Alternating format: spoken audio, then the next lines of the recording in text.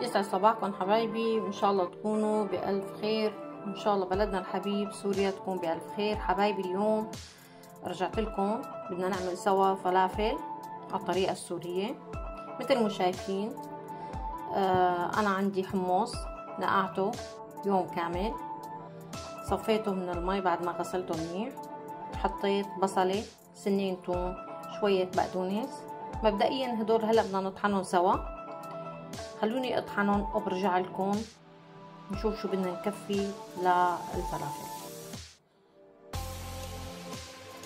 حبايبي مثل ما شايفين الفلافل طحناها، حطينا معاها رشة كزبرة. بعد الطحن حطينا معلقة كربونات، بدنا نحط معلقة توم بودرة مع سن التوم اللي حطيناه بيعطينا أطيب، وبنحط رشة كزبرة وكمون لأنه احنا هلا رح نبلش فيها. إذا بدك تخليها بالفريزة لا تحطي الكمون، لأنه الكمون بخليها صودا، بصير لونها غامق حتى بالقلي. في شغلة اللي بيعرف بالشام بيعرف مطعم الشعلان الفلافل، هذا في عنده سر طيب جدا بخلي كل العالم بتروح بتشتري من عنده، اللي هي رشة الهيل. بس مو هلا، رشة الهيل قبل القلي مباشرة، تعطيه نكهة طيبة جدا، واللي بيعرف بالشام بيعرف شو عم بحكي. خليكن معي حبايبي. هلا رح نضيف الكزبرة والكمون ورشة الثوم البودر، بنتركها على جنب لحتى تختمر، بعدين نبلش القلي. خليكن معي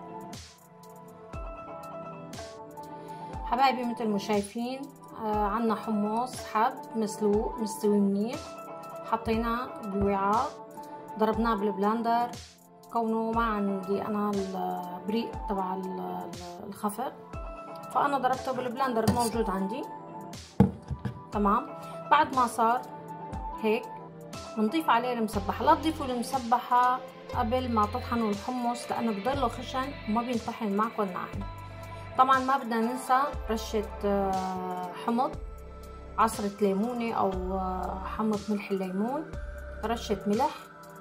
هلا لست البيت يلي حابة تعمل مسبحة البيروتية بتضيف دبس رمان وبقدونس وبتضربه مع المسبحة بالبلندر وبتخلطه وبتحطه وبتحط عليه زي زيتون رشة كمون.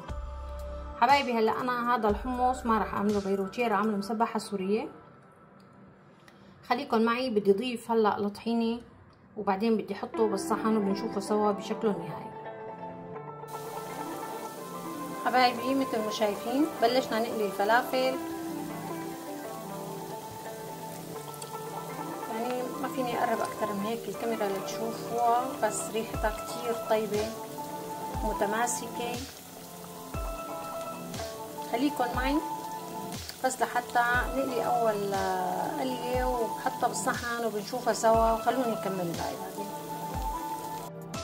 حبايبي مثل ما شايفين فلافل ريحتها بتجنن متماسكة. خلوني نكمل الباقي وبرجع لكم بس لحتى نخلص القلي.